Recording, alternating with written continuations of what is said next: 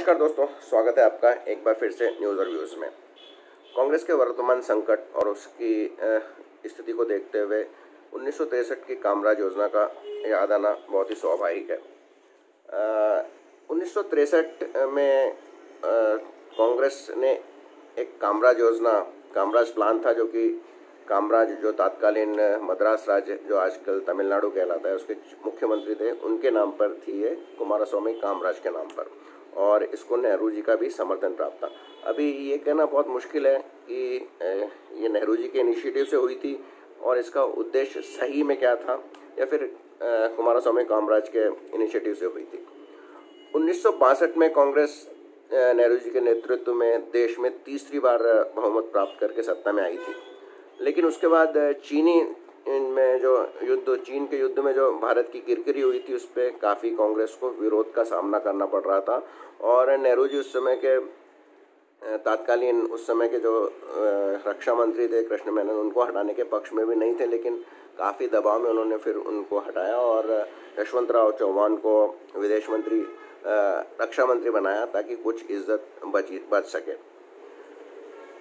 इसके बाद 3 उपचुनाव हुए, एक के बाद एक, और तीनों उपचुनाव में कांग्रेस की हार हुई और कद्दावर नेता आचार्य कृपलानी, राम मनोहर लोहिया और मीनू मसानी ये लोकसभा में चुनकर आ गए।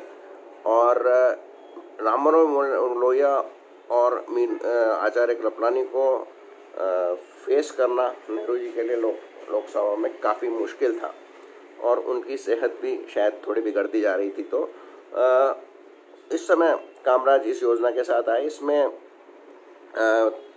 बड़े बड़े जो नेता थे कांग्रेस के, उनसे उनके पदों से रेजिग्नेशन दिलवाया गया और उनको ये कहा गया कि आप पार्टी की स्थिति को सुदृढ़ करने के लिए बेसिक्स पे, मतलब ग्रास रूट पे काम करें और पार्टी को फिर से पुनरुत्थान करें। जबकि उस समय न तो कोई विपक्ष था और न ही कांग्रेस हारी थी, कांग्रेस सत्ता में भी थी, लेकिन फिर भी कांग्रेस के पुनरुत्थान की एक योजना बनाई गई थी।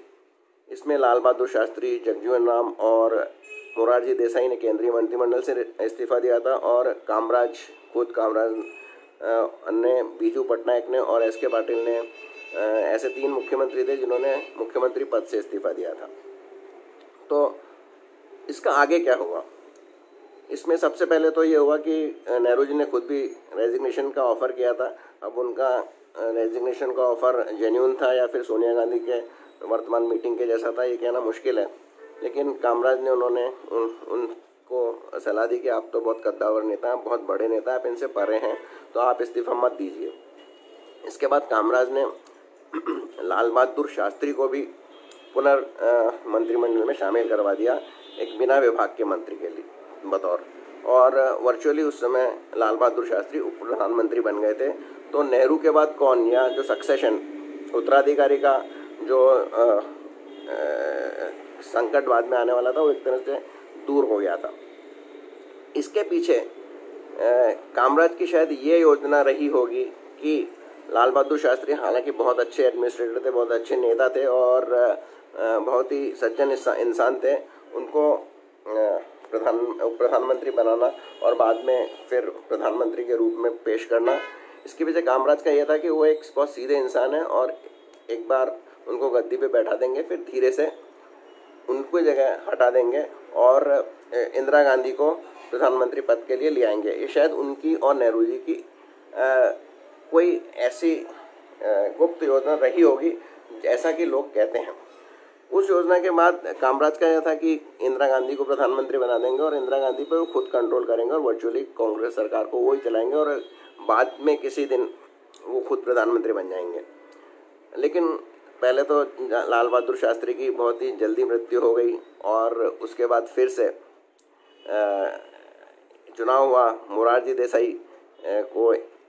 हाँ, इसमें एक बात यह है कि दोनों ही समय नेहरू के बाद और इंदिरा और शास्त्री जी दोनों की मृत्यु के बाद ही मोरारजी देसाई बहुत एक सशक्त उम्मीदवार थे और योग्य भी थे जो प्रधानमंत्री बन सकते थे। तो नेहरू को भी उन्हें रोकना था और कामराज को भी उन्हें रोकना था, तो इसके चलते उन्होंने ये कामराज योजना लाई थी।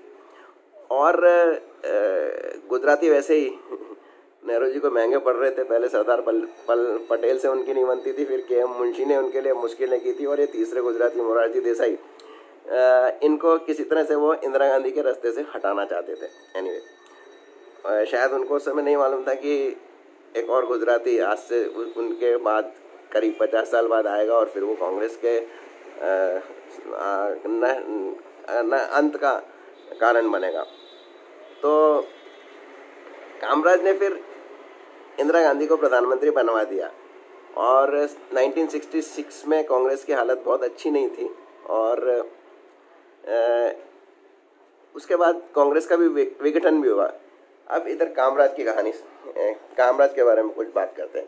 कामराज भी 3 बार मद्रास राज्य के मुख्यमंत्री बने थे, और 1952 में कांग्रेस के पास 151 सीटें थी, 1962 में 139 सीटें थी, घट के 139 हो गई थी, क्योंकि उस समय द्रविडियन मूवमेंट शुरू हो गया था 57 और 62 के बीच में, और द्रविडियन पार्टी की 50 सीटें उस समय आ गई थी। और शायद उस समय सी राजगोपालाचारी भी कांग्रेस के विरोध में चले गए थे, तो ये कुछ विपक्षी गठबंधन की सीटें थी, जैसा मुझे ज्ञात हुआ है।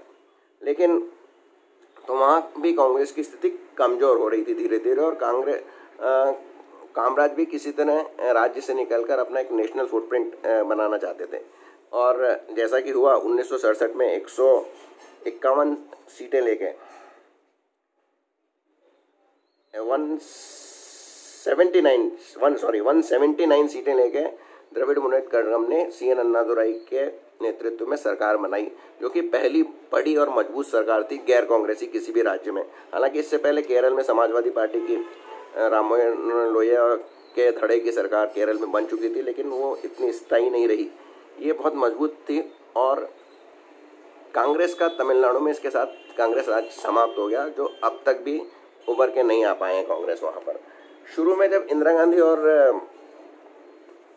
गांधी और राजीव गांधी का जब तक युग था, तो वो किसी एक द्रविडियन पार्टी से समझौता करते थे, और वो पार्टी कांग्रेस को majority of the seats Lok Sabha में देती थी और अपने लिए 3-4 सीट ही रखती थी, ताकि वो कांग्रेस राज्य में उनको तकलीफ ना दे।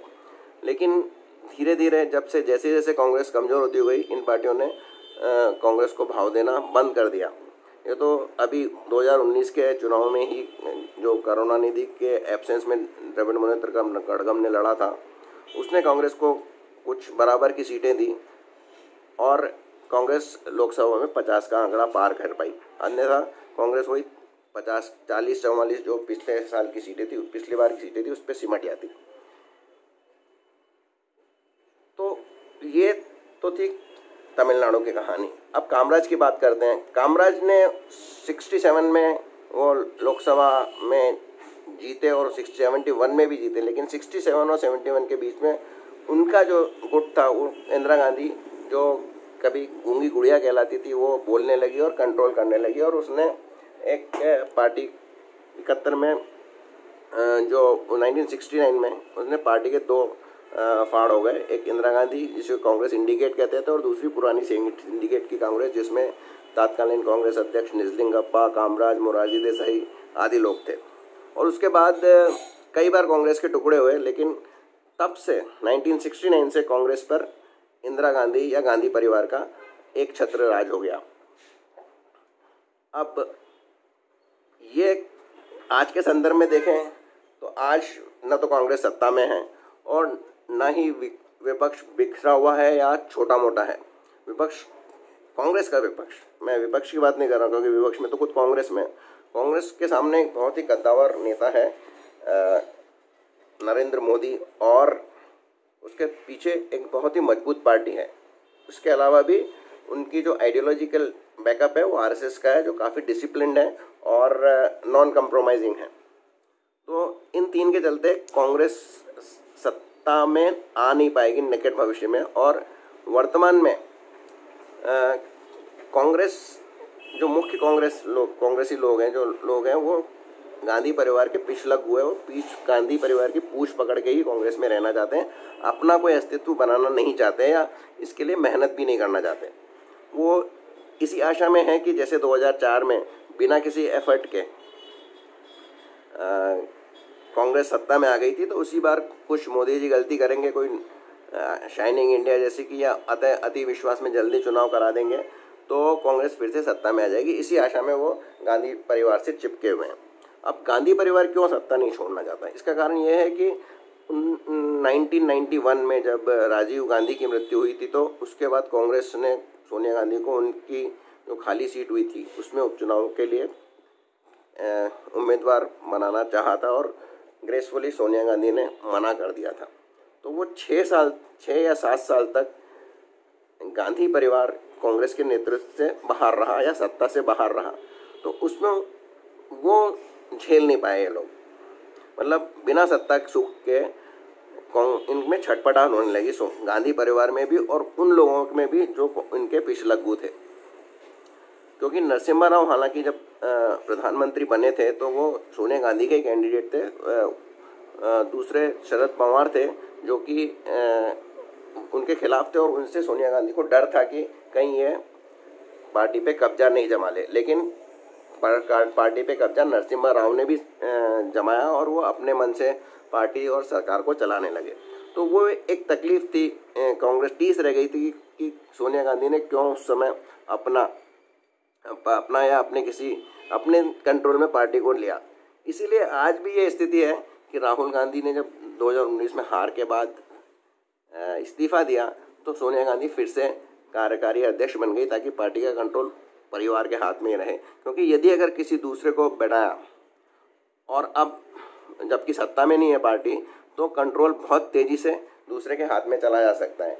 ऐसे में मैं सोच रहा था कि अशोक गहलोत का नाम आएगा, लेकिन अशोक गहलोत ने क्योंकि कांग्रेस के लोगों की रास्ता उसमें ही नहीं मानी थी हाईकमांड के बाद, क्योंकि कहीं ना कहीं समझौता करने के लिए हाईकमांड ने अपने लोगों को भेजा था, जो कि मना कर दिया था अशोक गहलोत में। तो अशोक गहलोत जैसे आदमी को देना खतरा मोल लेना है। ऐसा ही अमरिंदर सिंह के साथ भी हो सकता था, इसलिए वो कोई डमी जाना चाहते थे। तो इसमें एक एंथनी का नाम उछला था, और मुझे लगता है कि 6 महीने बाद एंथनी को कांग्रेस अध्यक्ष, जिसको मैं वायसराय कहूँगा, जो कि मोनार्च का जो साम्राज्ञी का रिप्रेजेंटेटिव होगा या युवराज का रिप्रेजेंटेटिव होगा, वो कांग्रेस पे राज करेगा। यानी अंत तक जब तक कांग्रेस ख़त्म नहीं हो जाती तब तक गांधी की डायनेस्टी चलेगी। यदि राहुल गांधी ने शादी नहीं की है तो बैटन प्रियंका गांधी के परिवार को बढ़ा दिया जाएगा, और कांग्रेस वाले जो मेहनत नहीं करना चाहते हैं वो इसी तरह उनके पीछे लगे रहेंगे। क्योंकि मेहनत करके ज्योतिरादित्य सिंधिया और सचिन पायलट ने देख लिया कि इसका क्या परिणाम होता है। पिछलग्गुओं की पार्टी है और बनी रहेगी, और इस पर कांग्रेस गांधी परिवार का पूर्ण रूप से आधिपत्य रहेगा। क्योंकि आपने देखा होगा कि किस तरह से लोग एक के बाद एक इन लोगों की भर्त्सना करने लगे, और उनको आखिरकार घुटने के बल झुकना पड़ा, जिन 23 लोगों ने विरोध किया था। और ये ऐसे नहीं थे, ये बहुत घुटे हुए कांग्रेसी थे। गुलाम नबी आज़ाद, सिब्बल, फिर पृथ्वीराज चौहान, शशि थरूर, ये सब इस लेटर को लिखा था। लेकिन इनको भी घुटनों के बल झुका दिया उन लोगों ने जो गांधी परिवार के पिछलग्गू है, और ये मानते हैं कि उनका भला गांधी परिवार के पीछे चिपके रहने से होगा। गांधी परिवार में राहुल गांधी या प्रियंका गांधी जाके भाग दौड़ करते रहेंगे, मेहनत करते रहेंगे, भले पार्ट टाइम ही करें, लेकिन जूते तो बहुत घिसेंगे वो, और ताकि और वो आराम से बैकडोर से सत्ता में आ जाएं। अब आप देखिए खड़गे इसका बहुत बड़ा एग्जाम्पल है। खड़गे चुनाव हार गए थे, वहाँ पे ग्राउंड से जुड़े हुए नेता एक जमाने में थे, उन्होंने वहाँ मेहनत नहीं की तो भी वो संसद में आ गए। तो गांधी परिवार से चिपके रहने का यही एक फल है। और किसी ने सही भी कहा था कि किसी पत्रकार ने कहा था कि गुलाम नबी आज़ाद और कपिल सिब्बल के टर्म ख़त्म होने वाला है लोकसभा में, और उनको आगे रीनॉमिनेशन का चांस नहीं है। तो उन्होंने थोड़ा अपनी आवाज़ उठाई और बाद में मुँह की खानी पड़ी। तो निश्चित रहिए कांग्रेस में कोई परिवर्तन नहीं होगा। अगर आप कांग्रेस के समर्थक हैं तो आप भी इंदिरा गांधी परिवार के समर्थक हो जाइए, आपको भी हो सकता है कोई उसका इनाम मिल सके। तो तो इस विचार के साथ मैं छोड़ जा रहा हूँ। विचार अच्छे लगे हो तो मेरे चैनल को सब्सक्राइब कीजिए और इसको शेयर कीजिए और लाइक कीजिए। बहुत बहुत धन्यवाद।